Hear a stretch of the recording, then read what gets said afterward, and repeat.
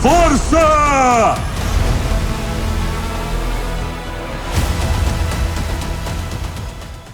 Hello, Travis. Nice to meet you. It's a pleasure to meet you and talk with you today. My name is Juliana. Nice to meet you. Travis, for you, what was absolutely essential in this film?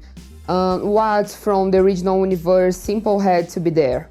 Oh my God, look, there's so much that from my point of view had to be there. I was a child of the 80s, so I grew up with this stuff. I played with the original toys, I read the comics, I watched the cartoon. And so I think, it was going back to my exposure to that stuff the very first time.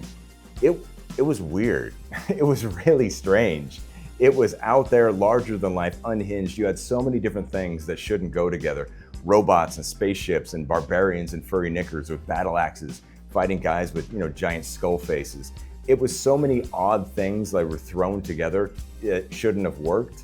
And yet somehow, in an unhinged, gleeful way, it all worked. And that was something that I loved and something I wanted to embrace as we were making this movie, that Eternia, these characters, they are bizarre out there. It's like an 80s fever dream. And I wanted to make sure that this movie felt like that. What is the biggest challenge in turning such a fantastical universe into a live-action movie? Well, it's interesting because I come from a background of animation, which in animation, every single thing you do is world building. You start with absolutely nothing.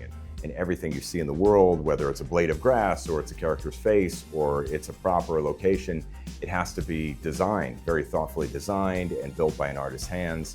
And so it's one of the most challenging things about making an animated movie, but one of the most rewarding things as well.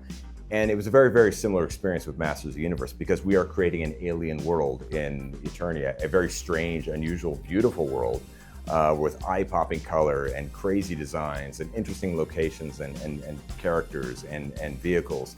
And so you start with that kind of point of view. Essentially, I start with an animator's point of view. It's bringing this world to life in the best possible way.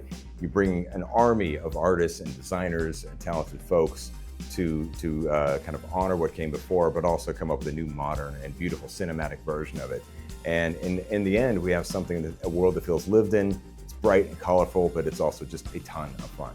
I remember seeing videos of Nicholas Galitzine training intensely and talking about the process of gaining muscle to play He-Man.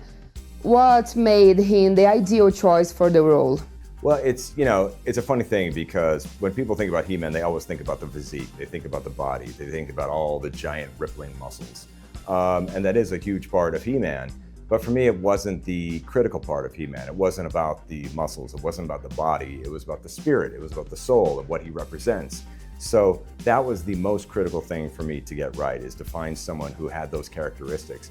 And when I met Nick Galitzine, who plays Adam in He-Man, it was a little over 2 years ago, and I was completely smitten when I met him. He's so completely charming. He's probably the most charming man I've ever met. He's funny, he's warm, he's got such a big heart, and he's also an amazing actor who can tap into really keenly felt reservoirs of emotion. So when I found Nick, I knew I had my guy. He just needed to then evoke the action hero, which is something he'd never done in his career, which meant he had to work out, he had to eat right, he had to hit the gym, he had to exercise and do the stunt training and all the fight choreography and all that kind of stuff. Very physically demanding, very physically grueling stuff. But to his great credit, Nick completely committed to that part of the role and transformed his body over a period of time. A lot of hard work. But that way he was able to capture both. He could capture the spirit of Adam and He-Man, and he also captured that insane physique of He-Man. And he's so good in the movie. I can't wait for people to see him. Travis, Roger Sweet, one of He-Man's creators, passed away in April this year. Did that make you want even more for the film to be a success and truly honor his legacy? Well, He-Man in this entire world, it has many fathers, so many people who poured themselves into it, including Roger Sweet, including Mark Taylor, including Lou Scheimer. There were a lot of extraordinary, talented people who created this world. And it was important, it was very kind of touching, the tributes that came out to Roger when he was unwell and then after he passed. I do think that, we approached this movie with complete sincerity, with love for the material that Roger and some of his cohorts created. And I would like to think that he would be pleased with what we did, because this movie does love the characters, love the world sincerely, and I do think that comes through. And I hope he would be proud of what we made. Thank you so much, Travis. Nice to meet you. Bye-bye. Thank you. Likewise.